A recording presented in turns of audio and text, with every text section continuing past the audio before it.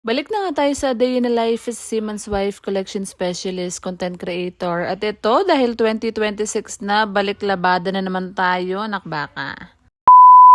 Sa loob ng 8 months na kontrata ni Mr. Mga Mare, 2 beses ko lang yata nagamit tong sampayan namin tsaka yung washing machine namin dahil hindi talaga ako naglalaba pag wala si Mr. Ano naman ng Mga Mare, dahil panggabi nga yung trabaho ko, minsan yung Sabado at Linggo ko nga na day off ay kulang pa sa pahinga dahil lagi nga akong puyat, kaya pag nandito lang talaga si Mr. doon nga lang nagagamit yung washing machine namin. Every week nga pag wala siya Mga Mare ay nagpapalaundry nga lang ako, pero pag nandito siya ay Diyos ko, tinutulungan talaga niya akong maglaba. Sana all.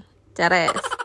Napasalang nga namin sa laundry Mga Mare every week, nasa 400 plus nga. Ay Diyos ko, kung kukwentahin mo yun sa isang buwan, magkano rin yun? No? Nasa 1.7 rin yata. Kaya sayang na sayang din talaga. Pero hindi ko rin naman ipagpapalit Mga Mare yung pahinga ko nga ng Sabado-Linggo dahil yung Lunes at Biyernes ay sobrang stress nga ng trabaho namin. Yung pera nga Mga Mare ay kikitain natin yan, pero yung pahinga hindi talaga yan mapapalitan ng pera. Kaya minsan talaga hindi na ako nangihinayang kahit magpa-laundry ako every week. So yun na nga, going back Mga Mare, naisipan nga pala namin ulamin ngayon ay yung salmon nga na nabili namin sa O-Save. Tapos sasamahan lang namin yan ng hipon mamaya at isisigang nga namin. Pros ko na nga muna yung salmon Mga Mare dahil nga nagyayelo siya, mamaya ko na siya lulutuin. For the meantime, pinunas-punasan ko na nga muna to sampayan namin dahil matagal-tagal na nga siyang hindi nagamit. Parang ako.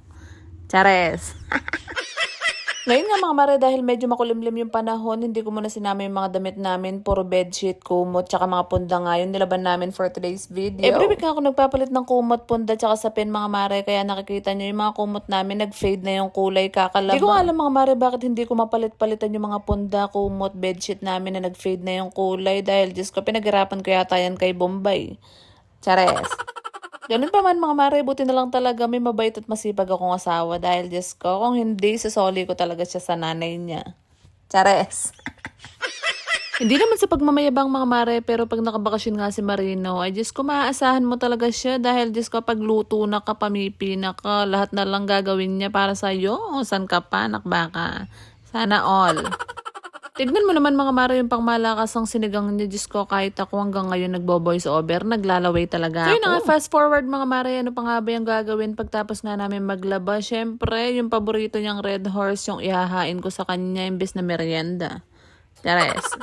Isang buwan na nga lang Mga Mare, aalis na naman siya, kaya hindi na naman namin alam kung paano na naman natin makakayanan yung 2026 na to. 8 months na kontrata na naman Mga Mare yung pipirmahan niya, kaya hanggat maaari, i-enjoy na lang talaga namin. Nagdadasal ko na lang talaga kay Lord Mga Mare na sana dumating yung araw na hindi na niya kailangang umalis dahil sobrang hirap nga talaga yung LDR, nuko, mamurit ka. Kaya nga sa mga solid followers ko dyan na nakakaalam talaga ng love story namin Mga Mare, patuloy niyo pa rin sana kaming suportahan at wag sana kayo magsawa sa mga mini vlogs namin. Ganun muna for today's video. Maraming salamat sa panonood.